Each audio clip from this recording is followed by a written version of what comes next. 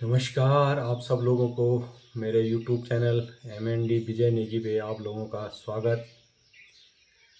तो इस समय लगभग सुबह के 5 बजे हुए हैं। तो मेरी ब्लॉगिंग की शुरुआत सुबह 5 बजे से हो रही है और मैं इस समय अपने किचन में हूँ, जैसे मैं रहता ही हूँ। तो माँ नंदा आप सब लोगों को स्वस्थ रखे और मस्त रखे और आप लोगों के धन दौलत में दिन दुगनी रात चौगनी माँ नंदा तरक्की करे। और मैं भी अपने किचन में हूँ और किचन में मैं सब्ज़ी बना रहा हूँ। आज करेले की सब्ज़ी बना रहा हूँ और साथ साथ में विषयों पर भी एक दो विषय पर भी हम लोग आप लोगों के साथ चर्चा करेंगे। परसों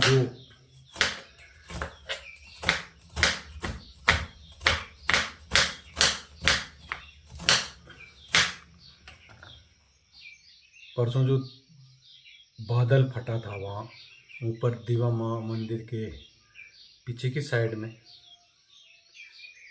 तो मैं तो ये मानता हूँ कि ये देवभूमि है और यहाँ देवताओं का वास है और माँ दीवा भगवती ने सबको बचा लिया वहाँ।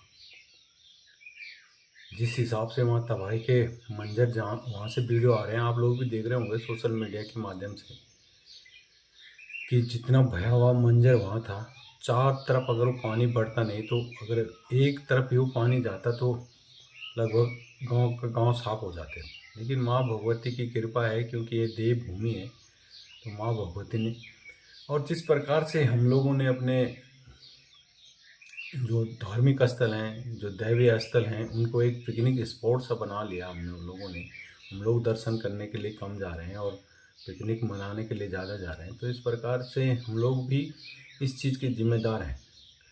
और जो लगातार हम लोग जंगलों के साथ छेड़छाड़ कर रहे हैं, जंगलों में आग लगा रहे हैं, हमारी सरकारें भी सोई हुई हैं कि उसकी आग लगने की जड़ में नहीं पहुंच पा रहे हैं लोग कि ये आग क्यों लग रही है और कौन सा पेड़ यहाँ पेट्रोल का काम कर रहा है। तो उसके विषय में भी सरकारों को सोचना चाहिए कि भाई क्या होना चाहिए जिससे कि। और मैं अपने उस पूरे 40-42 साल के जीवन काल में मैं ये पहली बार देख रहा हूँ ऐसी घटनाएं। अभी 2-3 साल से ही ऐसी घटनाएं हो रही है पहाड़ में कि कहीं बादल फट रहे हैं, कहीं कुछ हो रहा है। पहले इस प्रकार से नहीं होता था, बारिश भी पहले इससे ज़्यादा पड़ती थी, लेकिन इस प्रकार की घटनाएं मैं पहली बार ऐसे सुन रहा हूँ कि भाई।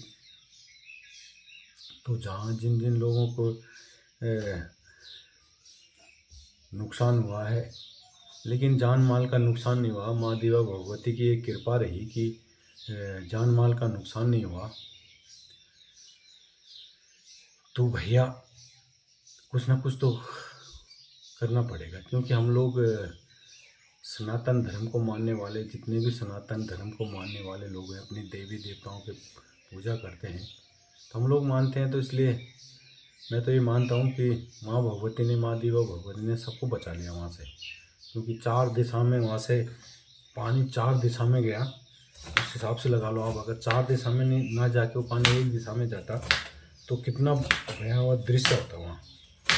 तो ऐसे ही आप लोगों के साथ मैं सुबह सुबह चर्चा भी कर लेता हूँ, क्योंकि हम ये लोग यहाँ पहाड़ में हैं तो यहाँ की चिंता हम लोगों को है। और जो लोग यहाँ से चले गए उन लोगों को भी करनी चाहिए अपने पहाड़ की चिंता, कि पहाड़ जो नित्य प्रतिदिन बंजर होता जा रहा है।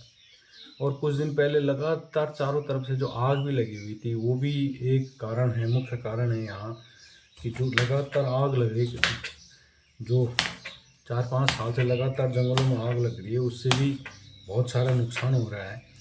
और आग भी भाई मानव ही लगा रहा है, कोई अपने आप तो कहीं आग लगती नहीं है, अपने आप कहीं धुआं नहीं उठता। जब इंसान आग लगाता है तभी जाके जंगलों तक आग पहुंच रही है। तो कई चीज़ें हैं। और उत्तराखंड में पहाड़ के लिए कुछ ना कुछ लोगों को सोचना चाहिए, कुछ ना कुछ करना चाहिए।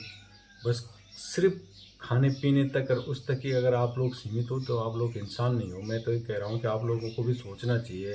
सब लोग मिल के कुछ ना कुछ करेंगे अपने क्षेत्र के लिए, अपने इस पहाड़ के लिए, जो पहाड़ों की स्थिति जो हो गई है, तो मैं और पहाड़ से निकलने वाले लोग, पहाड़ में प्रतिभाओं की भी कमी नहीं। आपने अभी देखा होगा, एक विषय पे मैं और आप लोगों के साथ बात करता हूँ कि जो हमारे रुद्रप्रयाग के अंगद बिष्ट हैं, जिन्होंने अभी चाइना वाले को 3 मिनट में चित्त कर दिया, 3 मिनट में। तो ऐसी ऐसी प्रतिभाएं हैं हमारे क्षेत्र में, तो पहाड़ों में। तो इस प्रकार से हम लोगों को अपने पहाड़ों की तरफ भी ध्यान देना चाहिए।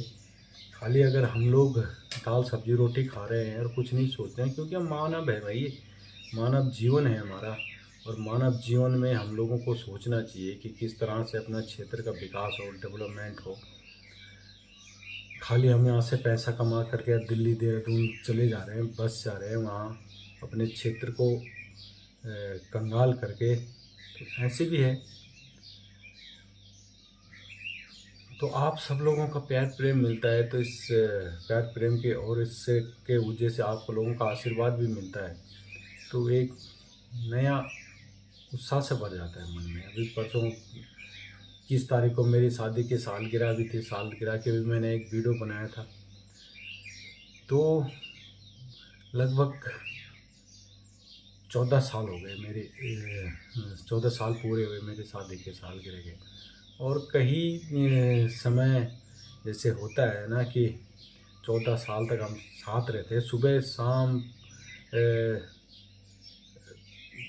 जो लोग नौकरी करते हैं, जो लोग नौकरी करते हैं, जो प्लेन में नौकरी कर रहे हैं, जिन्होंने अपने साथ अगर अपनी घरवाले अपने साथ ले जा रखी है, तो वो तो सुबह ड्यूटी चले जाते हैं, शाम को देखते हैं कि भाई घरवाले को। हम तो सुबह शाम एक साथ रहते हैं, और कॉम्बिनेशन हमारा ठीक ही रहा इस 14 साल में। बिल्कुल मैं 99% मानता हूँ कि अपना जो जीवन मेरा, तो मैंने कई तरीके से मैं सोचता हूँ। मैं जैसे मेरी शादी हुई, इसके बारे में भी मैं चर्चा करता हूँ कि जब मेरी शादी हुई तो मैंने ये सोचा था यार भाई, कि मैं ये सोचता हूँ हमेशा कि जो इंसान 20-21 साल तक अपने घर में रह के और उसके बाद दूसरे घर में जाता है, तो हमें उस इंसान का भी ख्याल रखना चाहिए।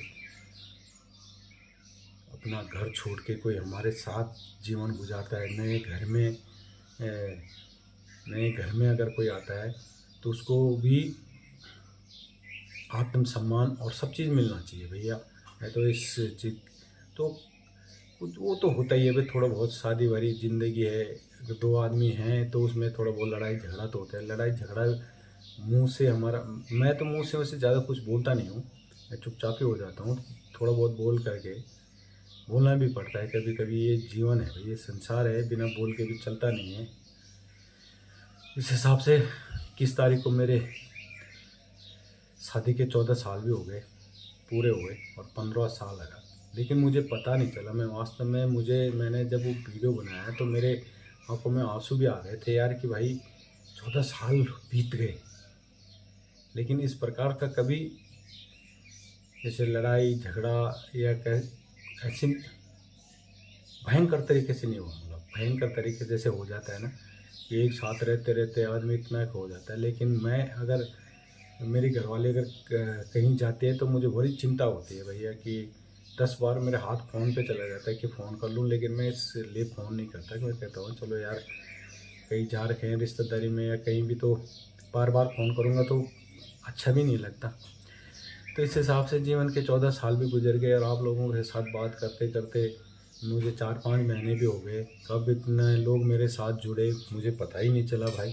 तो ये जीवन है, और मेरा अपना एक वो है कि मैं अपना दिमाग को ना, इसको खाली नहीं रखूँगा भाई, कुछ ना कुछ करता चलूँगा। जैसे मैंने अभी यूट्यूब चैनल बनाया अपना, तो लगातार मैं इससे आप लोगों के साथ संवाद भी कर लेता हूँ। इधर उधर कभी जाता हूँ तो वहाँ के वीडियो भी दिखा लेता हूँ, आप लोगों को पसंद भी आते हैं। तो मैं ये कहना चाहता हूँ कि मेरा जो अपना एक संदेश है कि पहाड़ों में बहुत कुछ हो सकता है, पहाड़ों में प्रतिभाओं की कमी नहीं है, लेकिन उसके लिए हम सब लोगों को आवाज़ उठाने पड़ेगी अपने पहाड़ों के लिए। जो नित्य प्रतिदिन हमारे पहाड़, पहले ही हमारे पहाड़ों में लोग नहीं हैं, और ऐसी आपदाएं भी आएंगी तो फिर कैसे रहेंगे? अब वो आपदा का केंद्र बन गया उधर। अगर फिर अगली बार अगर कभी बादल फटे वहाँ, तो पानी, अगर उतना पानी एक साथ जाएगा तो पूरे गांव को, अगर वो पानी पूरा सुकाई गांव की तरफ जाता तो पूरा सुकाई गांव कल परसों तबाह तबाह था। तो इस हिसाब से जो लोग यहाँ रह भी रहे हैं, कुछ लोग जो 150 लोग अब गांव में रह भी रहे हैं, तो वो भी अब डर का माहौल हो गया भाई कि यहाँ बादल फट रहे हैं, ऐसे ही दैवीय आपदाएं आ रही हैं।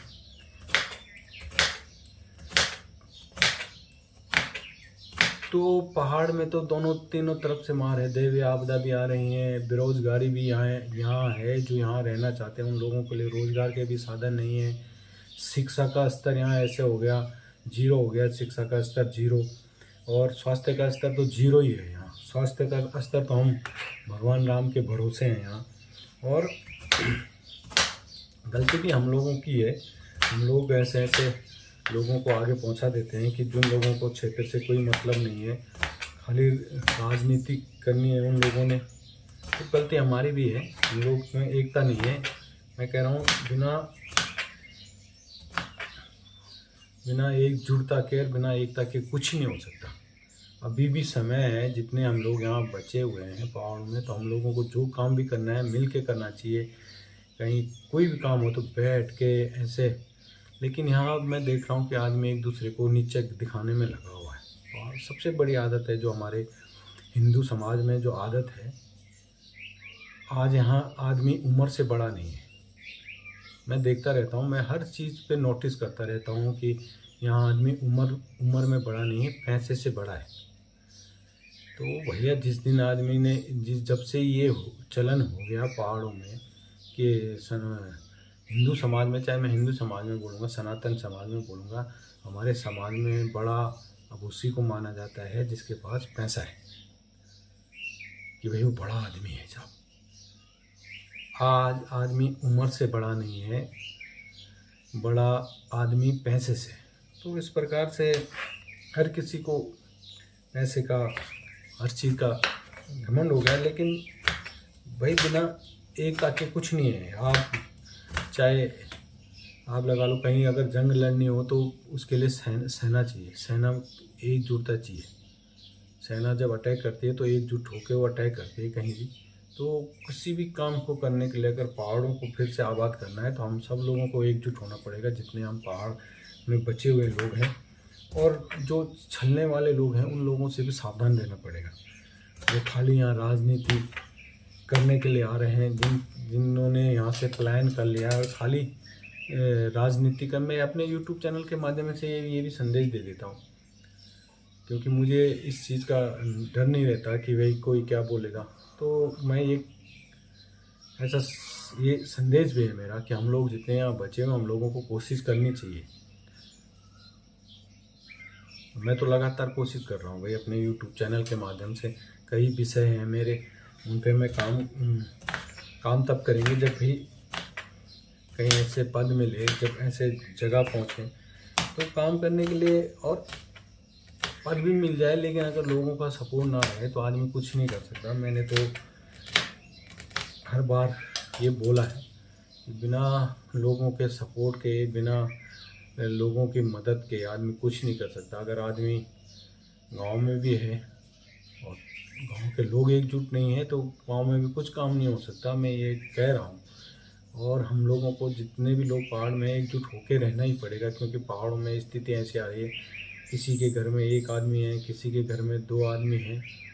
खुदा ना खास्ता कभी कुछ हो जाए तो भाई अगर हम लोग में ऐसे रहेंगे कि नहीं जी, तो नहीं हो सकता भाई। हम लोग कुछ कर सकते हैं। तो आज के ब्लॉगिंग की शुरुआत आप लोगों से बात करते करते मैंने लगभग सब्जी भी काट ली है,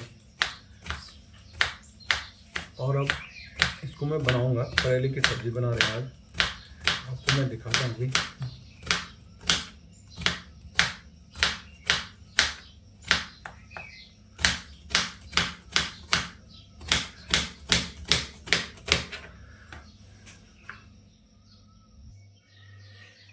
और आप लोगों से ऐसे बातें करते करते मैं अपने किचन में होता। जब मैं किचन में आता हूँ तो मैं कहता हूँ यार चलो यार ये काम भी कर लो, वो काम भी कर लो। तो तकरीबन मैं सारे काम कर लेता हूँ सुबह सुबह किचन में। आप देख सकते हो कि मैं सब्जी भी मैंने काट ली है।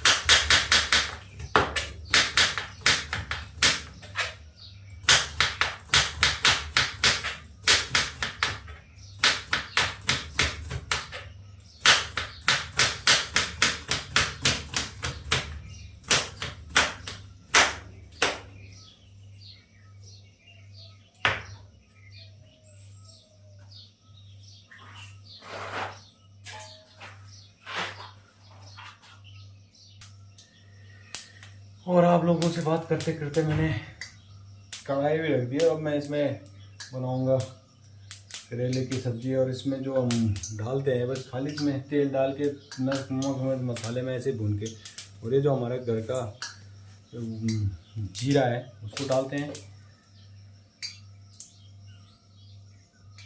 और आजकल पहाड़ में चल रही है मंडुए की बुआई। मंडुआ हो गया, सोयाबीन हो गए, मिर्च तो हमने, अब मिर्च जैसे बारिश पड़ेगी मिर्च एक दूसरी जगह में उसको लगाएंगे। अभी हमने खेत बना रखे हैं। इस प्रकार से पहाड़ों का जीवन, जो पहाड़ों में मैं कह रहा हूँ थोड़ा बहुत रोज़गार का साधन हो जाए आदमी को, इससे चीज़ की ओर लोगों को ध्यान देना पड़ेगा। 2-3 चीज़ की स्थितियाँ बहुत ख़राब हो गई। एक तो स्वास्थ्य और शिक्षा की और स्वास्थ्य की स्थिति। चलो रोज़गार भी हो जाएगा, रोज़गार तो रोज़गार वालों ने सबसे ज़्यादा प्लान कर रखा है, लेकिन स्वास्थ्य और शिक्षा की स्थिति दिन प्रतिदिन गिर रही है यहाँ। क्योंकि जिन लोगों को हम सत्ता में भेज रहे हैं वो लोग तो विदेशों में पढ़ रहे हैं, उनके भी बाल बच्चे, फिर नेताओं के बाल बच्चे तो विदेशों में पढ़ने चले जाते हैं। उनको कोई मतलब नहीं इस चीज़ का। इस चीज़ का हमें ही लोगों को उठाना पड़ेगा, इस चीज़ का बीड़ा उठाना पड़ेगा। इस चीज़ के लिए आवाज़ भी उठानी पड़ेगी आप लोगों के।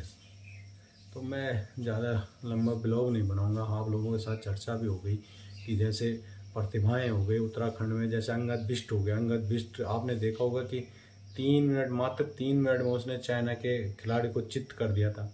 तो इस प्रकार की बहुत सारी प्रतिभाएं हमारे उसमें हैं। हमारे उससे खेलों में निकल सकते हैं, क्रिकेट में निकल सकते हैं, वॉलीबॉल में निकल सकते हैं, फुटबॉल में निकल सकते हैं। क्योंकि यहाँ के बच्चे, जो पहाड़ के बच्चे डेली अप डाउन ऊपर नीचे करते हैं, तो इस हिसाब से उनके पास स्टेमिना रहता ही है। लेकिन व्यवस्थाएँ नहीं है भाई, व्यवस्थाएँ नहीं है। 23-24 साल उत्तराखंड को बने हुए हो गए, लेकिन उसके बाद भी एक छोटे से राज्य में ये लोग व्यवस्था नहीं कर पाए।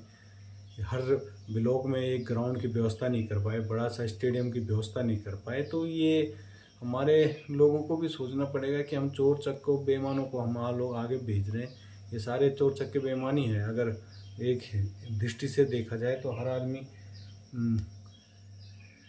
ये सोचे कि हमने कैसे लोगों को आगे भेजना है। जब तक अपने उसके क्षेत्र की पीड़ा नहीं होगी, अपने उसकी, तो आप लोग ऐसे ही ब्लॉग मैं बनाता रहता हूँ। और इसके बारे में भी मेरे चर्चा है आप लोगों से आप लोग सपोर्ट भी करते हो। नित्य प्रतिदिन आप लोगों का प्यार प्रेम मुझे मिलता है, सारे भाई लोगों का। तो भाई लोगों, आप लोग मुझे सपोर्ट ज़रूर करना, और कुछ ना कुछ इस क्षेत्र के प्रति मैं आवाज़ भी उठाता रहूँगा, चाहे सार्वजनिक मंचों से हो, चाहे अपने YouTube चैनल के माध्यम से हो। और 10 जून से, अगर 10 जून से मौसम ठीक ठाक रहा तो आप लोग जितने भी मेरे YouTube फैमिली के लोग हैं, 10 जून से जो मातृशक्ति, जो महिलाओं के द्वारा क्रिकेट खेला जाएगा, उसको भी मैं लाइव प्रसारण अपने चैनल से करूँगा। तो आप सब लोग मेरे साथ लाइव भी जुड़ना। 10 जून से आपको लाइव प्रसारण मिलेगा कि जो महिलाएं हैं क्रिकेट खेलेंगी यहाँ, और आप लोग वहाँ बैठ के देखोगे, दिल्ली, देहरादून। तो बढ़िया है भाई ये चीज़ भी। अब मैं ज़्यादा नहीं बोलूँगा, ऐसे ही ब्लॉग मैं आप लोगों के साथ बनाता रहता हूँ। मेरा तेल भी गर्म हो गया, और मैं बनाने जा रहा हूँ आज करेले की सब्ज़ी, है ना। तो अगले ब्लॉग तक के लिए आप सबको मेरा नमस्कार। माँ नंदा आपको राजी खुशी रखे, और माँ नंदा आप पे आशीर्वाद बनाए रखे। माँ भगवती, दीवा भगवती, माँ रसलौंड भगवती का आशीर्वाद उधर रहा, तब जाके सारे लोग बचे हैं। जय माँ भगवती, जय माँ नंदा।